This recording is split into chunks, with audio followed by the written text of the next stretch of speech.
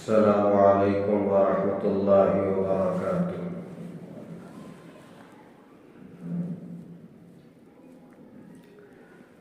الحمد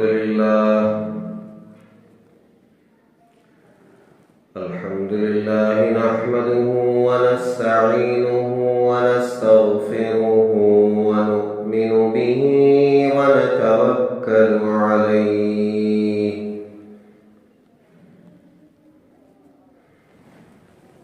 ونعوذ باللہ من شرور انفسنا ومن سیئات اعمالنا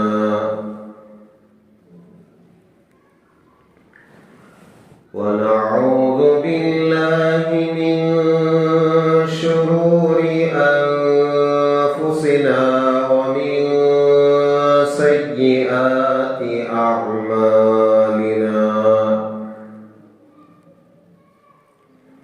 من يهده الله فلا مضل له ومن يضلله فلا هادي له ونشهد أن لا إله إلا الله وحده لا شريك له ونشهد أن سيدنا ونبينا ومولانا محمدا عبده ورسوله الذي أرسل بالحق بشيرا ونذيرا وداعيا إلى الله بإذنه وسراجا منيرا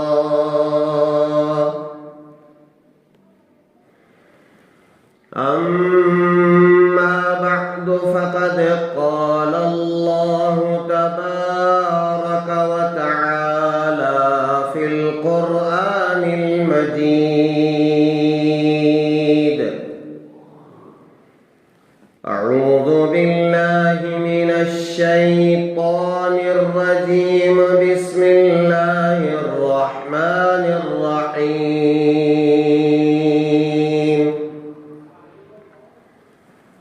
وإذا سألك عبادي عني فإني قريب أجيب دعوة الداع إذا دعان فليستجيبوا لي وليؤمنوا بي لعلهم يرشدون۔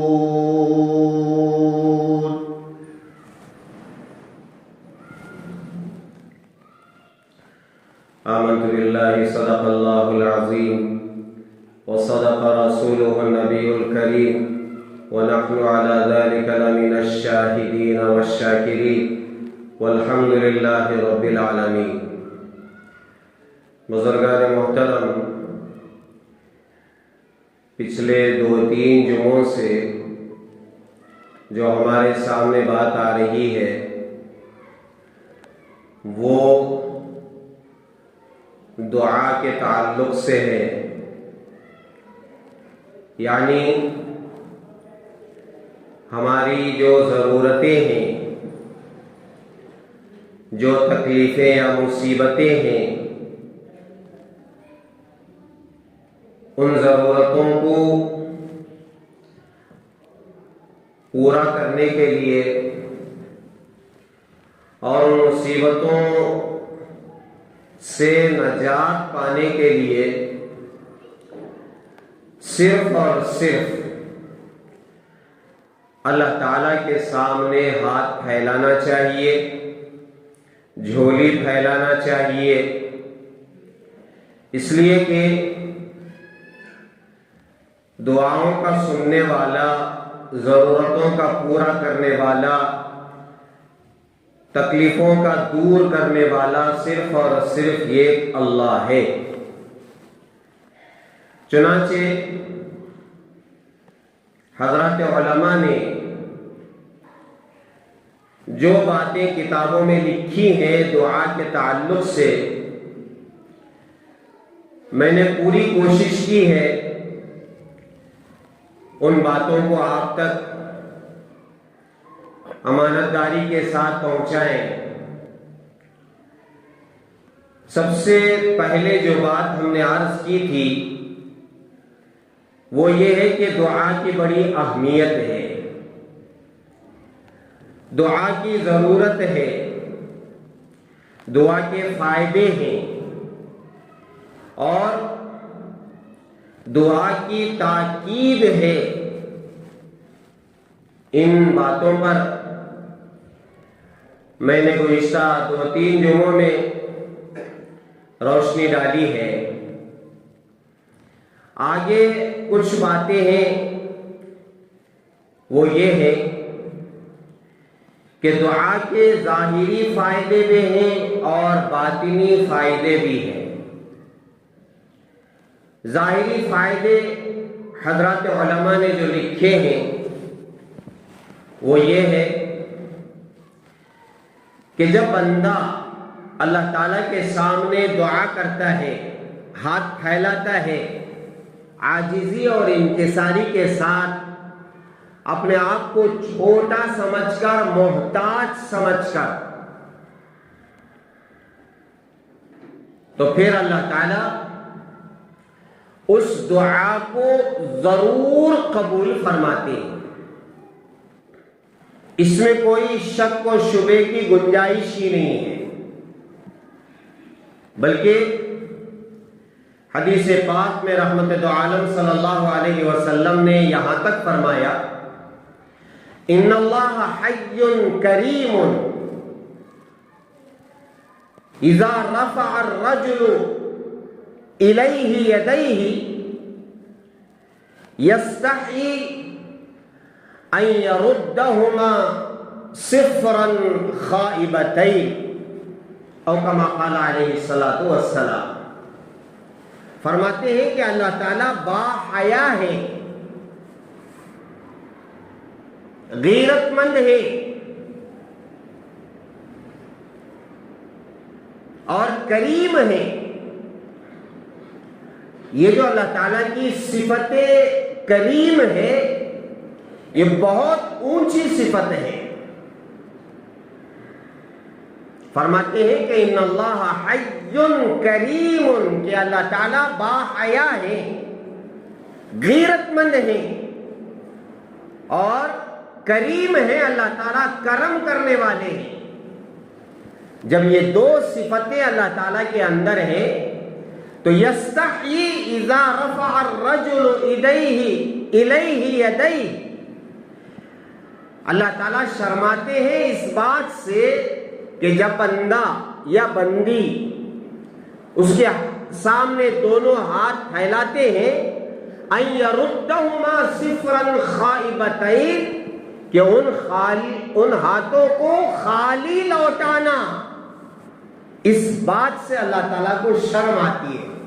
بندہ مجھ سے سوال کر رہا ہے، اپنی پریشانی کا اظہار کر رہا ہے اور اپنی ضرورتوں کا مجھ سے سوال کر رہا ہے،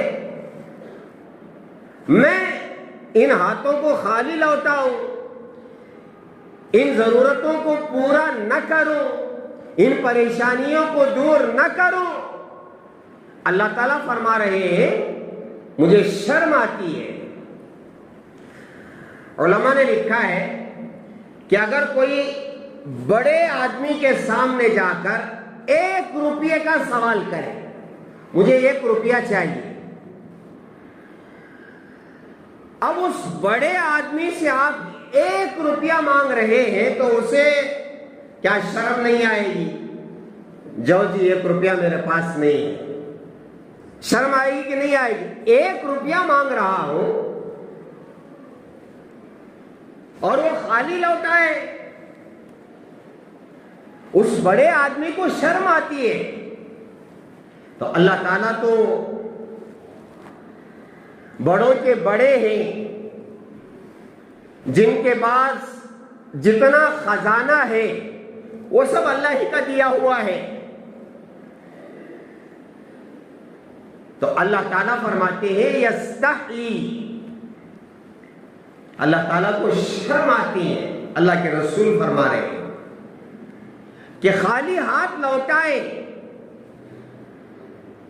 اس لیے بندے کو چاہیے کہ پورے یقین کے ساتھ اللہ تعالیٰ سے مانگے۔ آگے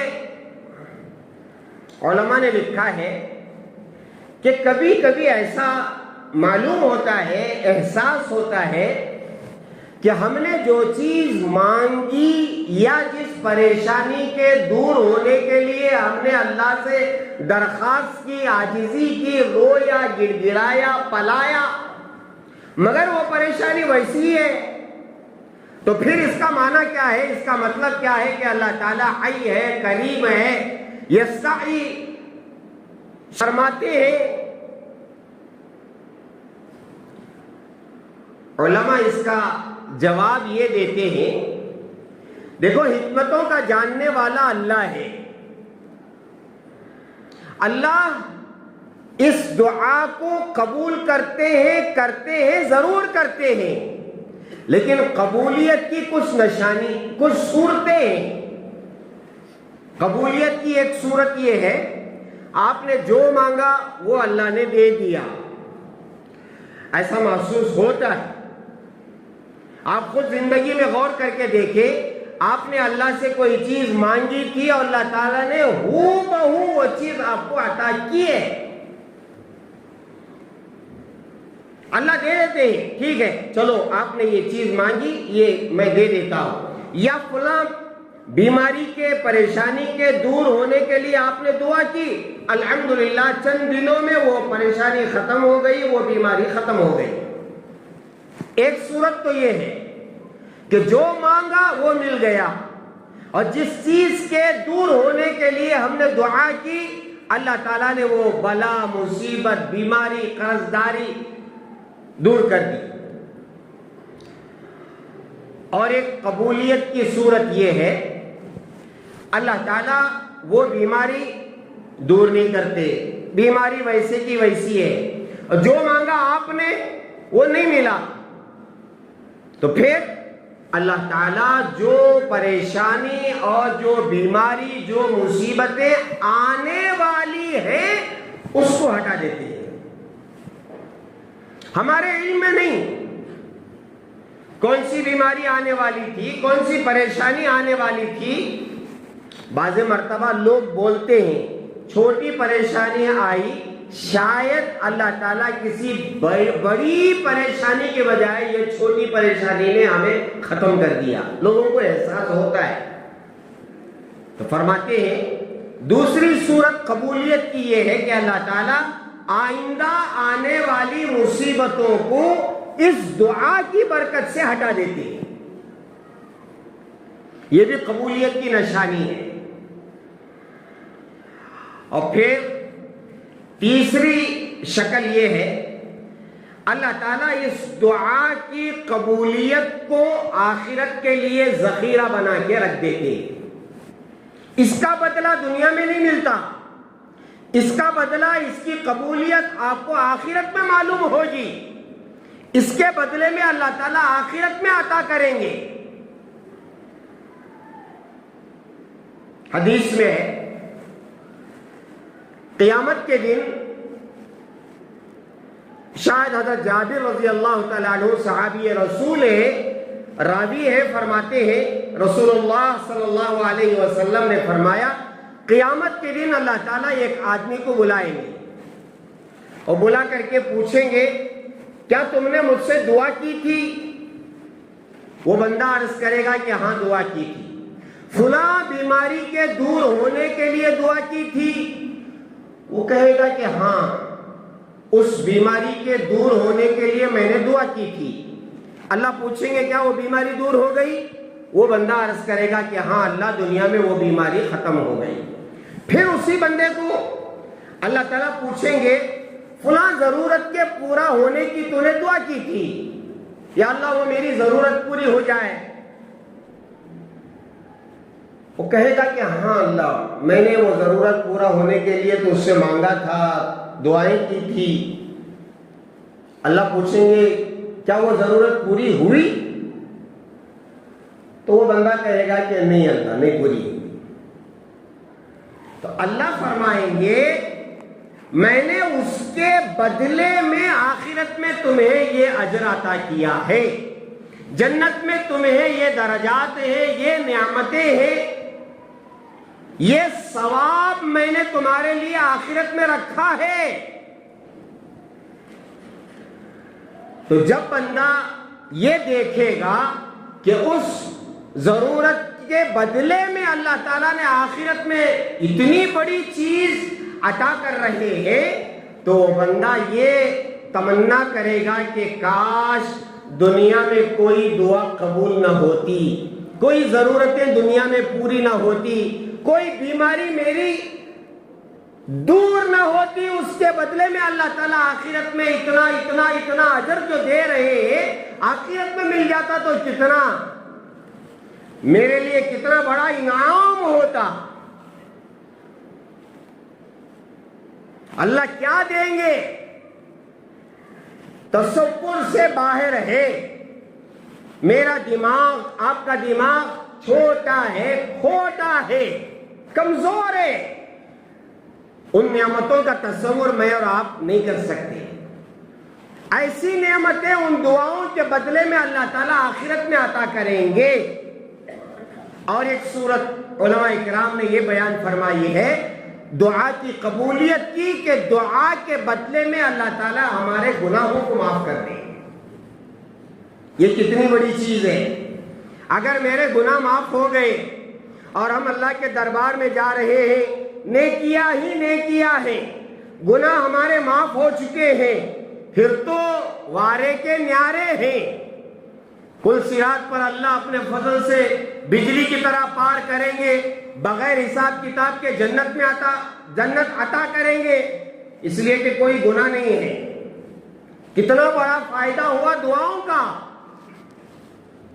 اتنے بڑے فائدے رہ کر ہم لوگ دعا مانگتے نہیں ہیں، دعا کے لیے وقت نکالتے نہیں ہیں۔ روزانہ کچھ گھنٹے یا کچھ لمحے دعا کے لیے نکالیں، اس تصور کے ساتھ مانگنا صرف اللہ سے ہے، اس لیے کہ ضرورت وہی پوری کرتا ہے۔ در در کی ٹھوکریں کھانے کے بجائے ایک در میں آ کر کے ایک ہی در، ایک ہی در کو مضبوطی کے ساتھ تھامے رکھیں۔ در در کی ٹھوکریں کھانا مناسب نہیں ہے۔ ایک اللہ کا دربار ہے، اس کو پکڑ کر کے رکھے۔ ہر ضرورت یہاں پوری کی جاتی ہے، پوری ہوتی ہے، چھوٹی سی چھوٹی ضرورت بھی، بڑی سے بڑی ضرورت بھی۔ فرمایا ایک فائدہ دعا کا یہ ہوتا ہے کہ بندہ اللہ تعالیٰ کے قریب ہو جاتا ہے۔ اگر اللہ کا وصال، اللہ کا قرب نصیب ہو گیا، اس سے بڑھ کر اور کیا چاہیے ہمیں؟ ملا تو کون ملا؟ اللہ ملا، اللہ ملا تو سب ملا۔ اللہ کا قرب، اور یہ ہمیں معلوم نہیں ہے اللہ کا قرب کس چیز سے ملتا ہے۔ ایک اور چیز یہاں درمیان میں عرض کر دیتا ہوں۔ فرمایا کہ جو شخص نوافل کی پابندی کرتا ہے فرض کے علاوہ، ایک ہے فرض روزے، وہ تو رکھنا ہی ہے، فرض نمازیں ہیں وہ تو پڑھنا ہی ہے، فرض حج ہے وہ تو رکھنا ہی ہے، فرض زکوٰۃ ہے وہ تو دینا ہی ہے، اس کا اپنا ایک ثواب ہے۔ فرض نماز کا ایک ثواب، فرض روزوں کا ایک ثواب، فرض زکوٰۃ کا ایک ثواب، فرض حج کا ایک ثواب۔ اس کے علاوہ جو نوافل ہیں، نفل نمازیں ہیں. جو آدمی جتنی کثرت نوافل کی کرتا ہے اللہ تعالیٰ کا اتنا اسے قرب ملتا ہے، اللہ کے اتنے وہ قریب ہو جاتا ہے. اسی طریقے سے جو شخص تہجد کی نماز کے بعد یعنی تہجد کے وقت میں قرآن پاک کو دیکھ کر پڑھتا ہے اسے اللہ کا قرب نصیب ہوتا ہے. تہجد فجر سے پہلے پڑھی جانے والی نماز، لوگ سحری کو اٹھتے ہیں تو وہ وقت ہوتا ہے تہجد کا. یوں اندازہ لگائیں کہ رات کے 3 بجے کے بعد یا 2 بجے کے بعد جو نماز پڑھی جاتی ہے رات میں، اس وقت جب سارے لوگ سو رہے ہوں، یہ بندہ اٹھ کر کے وضو کرتا ہے.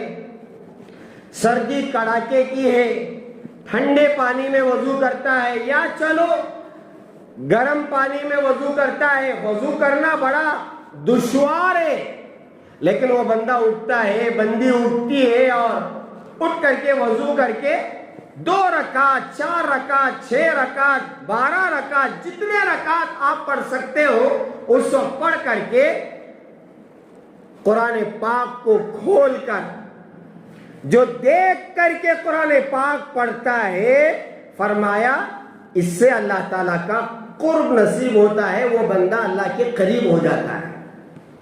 اب بتائیں ہم میں سے کتنے لوگ تہجد میں اٹھ کر دیکھ کر قرآن پڑھ رہے ہیں؟ تہجد میں اٹھنا فجر سے پہلے، فجر کی نماز نہیں، فجر سے پہلے. اور سنو، نماز پڑھ کر کے پھر سو جانا یہ سنت ہے. پھر اٹھیں گے آپ فجر کی نماز کے لیے. اب کیا ہو رہا ہے؟ فجر پڑھ کر کے ہم سو جاتے ہیں. فرمایا الٹی گنگا بہہ رہی ہے، تہجد پڑھ کر کے سونا ہے، یہ سنت ہے. فجر کے بعد سونا یہ سنت نہیں ہے، نہیں ہے، نہیں ہے، بلکہ وبال ہے.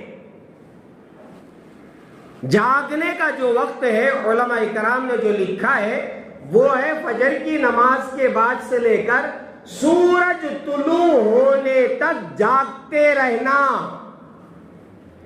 آپ کچھ بھی نہ کریں، قرآن بھی نہ پڑھیں، تلاوت بھی نہ کریں، ذکر بھی نہ کریں، کوئی وظیفہ بھی نہ پڑھیں، صرف جاگتے رہے. فرمایا علماء نے اس جاگنے کی برکت سے اس وقت کی جو برکتیں ہیں وہ آپ کو عطا ہوگی. اور مسئلہ یہ ہے، ہمارا بہت بڑا مسئلہ یہ ہے، فجر کی نماز پڑھ کر کے جا کے آرام سے سو جاتے ہیں، سو جاتے ہیں. وہ وقت میں جاگنا بہت مشکل. فجر کی نماز پڑھ کر کے اشراق تک جاگنا، یوں سمجھے یہ بڑا دشوار کام ہے اور اس وقت میں جاگنا بڑا مشکل. لیکن فرمایا یہ جو وقت ہے بڑا برکتوں والا وقت ہے، عطاؤں کا، نوازش کا، نوازنے کا وقت ہے. آدمی کو اس وقت میں جاگنا چاہیے. تو بہرحال تہجد کے لیے ہم پہلے سے اٹھتے نہیں، اٹھنا چاہیے اور پھر اٹھ کر کے نماز پڑھ کر کے قرآن کی تلاوت کرنا. دیکھو میرے پیارو، جو بندہ اللہ کے سامنے حاضر ہونا چاہتا ہے اس کے لیے یہ کام بہت آسان ہے. ہاں، ان کان یرجو لقاء ربہ فلیعمل عملا صالحا ولا یشرک بعبادت ربہ احدا. جو اللہ تعالیٰ سے ملاقات کرنے کا امیدوار ہے، چاہتا ہے، خواہش مند ہے، قل ان کان یرجو لقاء ربہ، جو اللہ تعالیٰ سے ملاقات کرنا چاہتا ہے، ملنا چاہتا ہے. کون چاہتے ہیں؟ اللہ سے ملاقات کرنا کون چاہتے ہیں؟ چاہت ہے اللہ سے میں ملوں، اللہ کو میں دیکھوں، اللہ سے میں بات کروں. کبھی بیٹھ کر کے تصور کرے میرا اللہ کیسا ہوگا جو نظر نہیں آ رہا ہے، نظر نہیں آ رہا ہے۔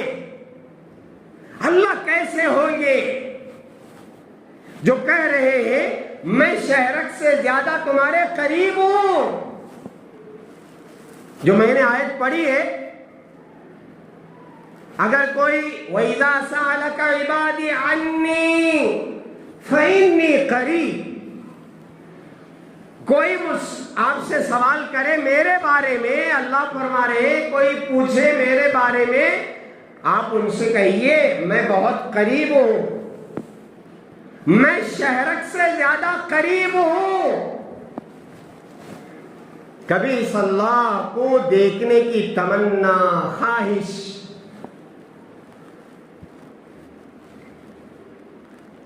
موسیٰ علیہ السلام کے زمانے میں ایک بندہ بیٹھ کر کے محبتوں کے ساتھ یہ کہہ رہا تھا، یا اللہ تو سامنے ہوتا، میں تیرا سر کھکرتا اور تمہارے بالوں سے میں جوئیں نکالتا،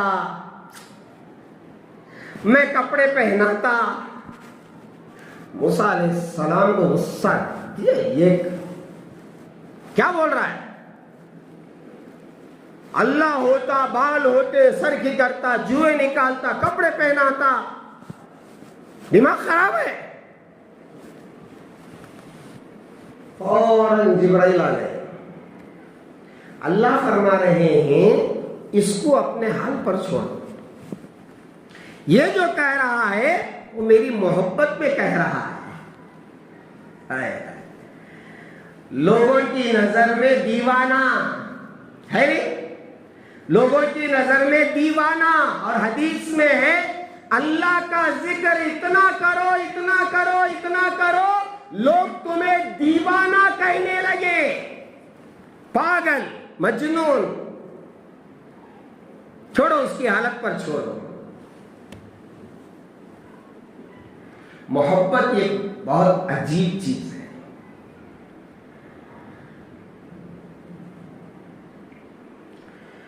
اللہ کو دیکھنے کی خواہش۔ چلو موسیٰ علیہ السلام کا قصہ سنا دیتا۔ حضرت موسیٰ علیہ السلام اللہ تعالیٰ سے بات چیت کرتے تھے، اور یہ واقعہ اسی نے لکھا ہے، بڑی سے بڑی چیز اللہ سے مانگنا چاہیے اور چھوٹی سے چھوٹی چیز اللہ سے مانگنا چاہیے۔ تو موسیٰ علیہ السلام بڑی سے بڑی چیز مانگ رہے ہیں، اسی میں دونوں باتیں آ جائیں گی، اللہ کو دیکھنے کا شوق بھی آ جائے گا، اور پھر یہ دونوں باتیں، رب ارنی انظر الیک۔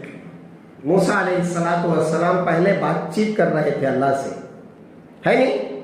موسیٰ علیہ السلام کو کیا کہا جاتا ہے؟ کلیم اللہ، اللہ سے بات کرنے والے۔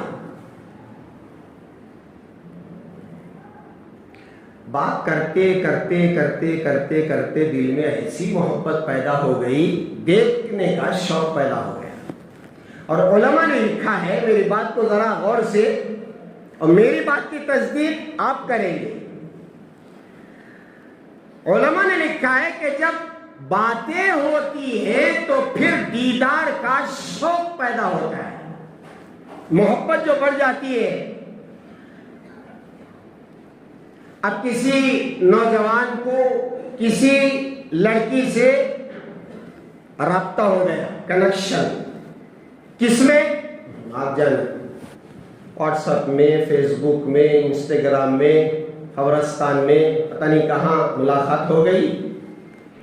اب جو ملاقات ایسے ہی ہوئی ہے، چیٹنگ میں، بات چیت میں، اب اس سے باتیں ہو رہی ہے، بات ہوتے ہوتے ہوتے ہوتے ایک میسج جاتا ہے، ذرا آپ کی تصویر بھیجیں۔ حضرت کو اتنا سب کیسا معلوم ہوتا ہے گا؟ ہے نہیں بھیجتی۔ ارے دیدار کا شوق بڑھ رہا ہے، نہیں بھیجو ذرا الفاظ، نہیں جان ذرا بھیجو۔ اب یہ تصویر جو آئی کافی نہیں، اب ایک بھیجو۔ موسیٰ علیہ السلام بات کر رہے تھے اللہ تعالیٰ سے، وہ ہے سچی محبت، یہ عارضی محبت ہے، جھوٹی محبت ہے، اس میں دھوکے ہیں، اس میں دھوکہ نہیں ہے۔ موسیٰ علیہ السلام اللہ سے بات کرتے کرتے کرتے کرتے یہاں تک پہنچ گئے، رب ارنی انظر الیک، اللہ میں تجھے دیکھنا چاہتا ہوں۔ شوق، اور یہ بہت بڑی چیز ہے اللہ سے یہ چیز مانگنا کہ اللہ میں تجھے دیکھنا چاہتا ہوں، بہت بڑی چیز ہے۔ جنتی جنت میں چلے جائیں گے، دوزخی دوزخ میں چلے جائیں گے۔ ایک میدان ہے، میدان مزید، جنتیوں کو اللہ تعالیٰ وہاں جمائیں گے، اور میدان مزید کتنا بڑا ہے معلوم؟ یہ جو پہلا آسمان ہم کو نظر آ رہا ہے، اگر 7 زمین ملا کر کے پہلے آسمان پر رکھ دیے جائیں تو ایسا نظر آتا ہے جیسے بڑے میدان میں ایک چھوٹی انگوٹھی پڑی ہوئی ہے، اتنا بڑا پہلا آسمان۔ علماء فرماتے ہیں پہلے آسمان کو، زمین کو اٹھا کر کے دوسرے آسمان میں رکھیں گے، ایسا نظر آئے گا جیسے بڑے میدان میں ایک چھوٹی انگوٹھی پڑی ہوئی ہے۔ ایسے ہی تیسرا، چوتھا، پانچواں، چھٹا، 7واں آسمان، 6 آسمانوں کو زمین کے ساتھ ملا کر کے 7ویں آسمان پر رکھیں گے تو اس کی مثال وہی دی گئی کہ بڑے میدان میں ایک چھوٹی انگوٹھی پڑی ہوئی ہے۔ میدان مزید کیا ہے؟ 7 آسمانوں کو، 7 زمینوں کو ملا کر کے میدان مزید میں رکھیں گے تو ایسا نظر آئے گا ایک بڑے میدان میں چھوٹی انگوٹھی پڑی ہوئی ہے۔ اتنا بڑا میدان ہے میدان مزید، جہاں سارے جنتی اکٹھا ہوں گے اور جہاں سارے انبیاء اکٹھا ہوں گے، اور پھر دعوتیں ہوں گی وہاں جنتیوں کی۔ اب اللہ تعالیٰ پوچھیں گے مانگو، کیا مانگنا چاہتے ہو جنتیوں سے؟ تو جنتی کہیں گے یا اللہ آپ ہم سے راضی ہو جائیے۔ اللہ کہیں گے میں راضی ہوا تب تمہیں جنت میں بھیجا، اور کوئی چیز مانگو۔ لوگ آپس میں مشورہ کریں گے کیا مانگنا ہے، کیا مانگنا ہے، کیا مانگنا ہے۔ پھر علماء کے پاس جائیں گے، علماء سے پوچھو، علماء سے پوچھو اب کیا مانگنا ہے۔ دنیا میں مسئلے مسائل لے کر کے ہم علماء کے پاس آتے تھے، آخرت میں بھی علماء کے ہم محتاج ہیں۔ علماء سے جا کر کے پوچھیں گے حضرت آپ ہمارے پیش امام صاحب تھے اور فلان تھے اور فلان تھے، آپ بتائیے اب اللہ سے وہ کیا مانگنا ہے۔ تو اس وقت علماء فرمائیں گے، یہ فتویٰ دیں گے، یہ مسئلہ بتائیں گے، اللہ سے کہو اللہ ہم تجھے دیکھنا چاہتے ہیں، ہم تیرا دیدار چاہتے ہیں۔ جنتی اللہ سے کہیں گے اللہ ہم آپ کو دیکھنا چاہتے ہیں۔ تو فرمایا اللہ تعالیٰ اپنی پنڈلی دکھائیں گے، صرف پنڈلی اتنی خوبصورت کہ جنتی اسے دیکھ کر بے ہوش ہو جائیں گے، اور جتنی نعمتیں انہوں نے جنت میں دیکھی ہیں وہ ساری نعمتیں پھیکی پڑ جائیں گی، ان کے چہروں میں وہ نور آ جائے گا۔ اور جب پلٹ کر کے جنتی اپنے حوروں کے پاس، اپنی بیویوں کے پاس جائیں گے تو وہ کہیں گے کہ اتنی خوبصورتی آ گئی ہے تمہارے چہرے میں، کیا ہوا؟ تو جنتی کہیں گے ہم اللہ کا دیدار کر کے آئے ہیں۔ سمجھے؟ اللہ کا دیدار، اللہ کا شوق، دیدار کا شوق یہ بہت بڑی چیز ہے۔ فرمایا کہ بڑی سے بڑی چیز اللہ سے مانگنا چاہیے. موسیٰ علیہ السلام نے اللہ کا دیدار مانگا, بڑی سے بڑی چیز, چھوٹی سی چھوٹی چیز بھی اللہ سے مانگنا چاہیے.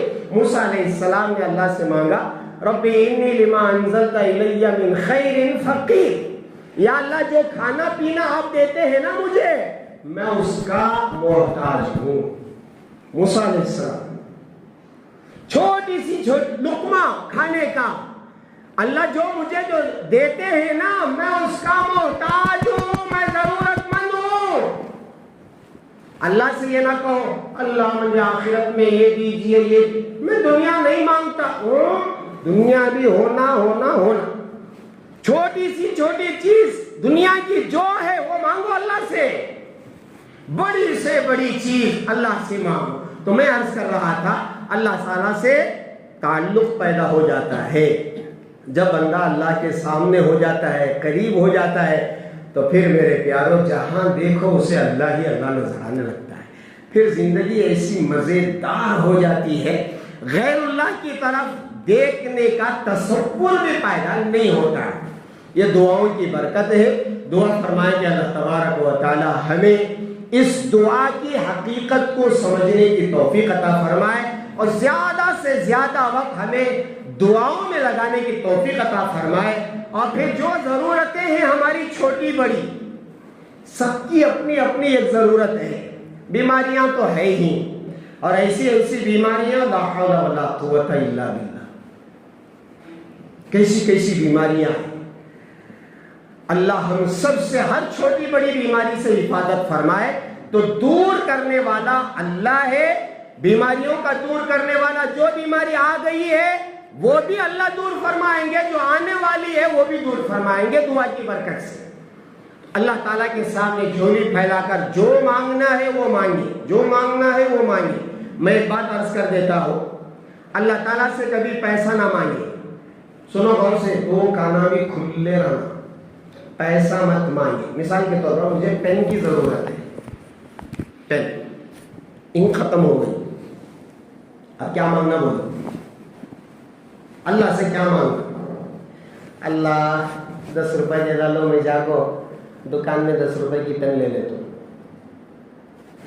نہیں, سیدھے سیدھے اللہ سے کہو یا اللہ میرا پین اس میں انک ختم ہو گئی ہے, مجھے پین کا انتظام کرائیے. بس جس چیز کی آپ کو ضرورت ہے سیدھے سیدھے وہی مانگیے.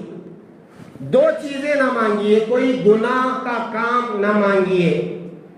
ٹھیک ہے, میں وہ لڑکی سے محبت کر رہا, اللہ رستے کھولا, میں اسے اٹھا لے بھاگ جاتا ہوں, یہ گناہ ہے. یا اللہ سود کے پیسے لینا چاہ رہا ہوں, نہیں یہ گناہ ہے. میں پکچر کو جانا کر کو ہوں, نہیں. گناہ کا کام جب تک بندہ نہیں کرے گا اس وقت تک اللہ تعالیٰ قبول کرتے رہیں گے, قبول کرتے. جس وقت گناہ کی دعا کرے گا اللہ قبول کرنا بند کر دے. یا قطع رحمی, یا اللہ وہ پھپھو سے میں بات کرتا نہیں, مجھے ملاچ نہ تو پھپھو سے, خالہ سے, بھابھی سے, بھیا سے. لوگ دعا کرتے ہیں, میں مریا تو بھی اس کی صورت دیکھتا رہتا ہے. جب تک رشتہ داری کو ختم کرنے کی دعا یا کسی گناہ کے کرنے کی دعا بندہ نہیں کرے گا اس وقت تک اللہ جو مانگیں گے عطا کرے گا. اگر گناہ کی دعا کریں گے یا رشتہ داری کو ختم کرنے کی دعا کریں گے اللہ دعا قبول نہیں کرے گا. بات سمجھ میں آئی؟ سیدھے سیدھے جو ہونا ہے اللہ تعالیٰ سے مانگو. قرض داری ہے, کسی کو پیسے بھی دینا ہے, تو آپ یہ کہو یا اللہ اس قرض داری کی ادائیگی کے شکلیں اور صورتیں پیدا فرمائیے. سیدھے سیدھے, ٹھیک ہے. جو ضرورت ہے وہ مانگیے. اللہ تعالیٰ ہمیں اللہ سے خوب لو لگا کر کے مانگنے کی توفیق عطا فرمائے.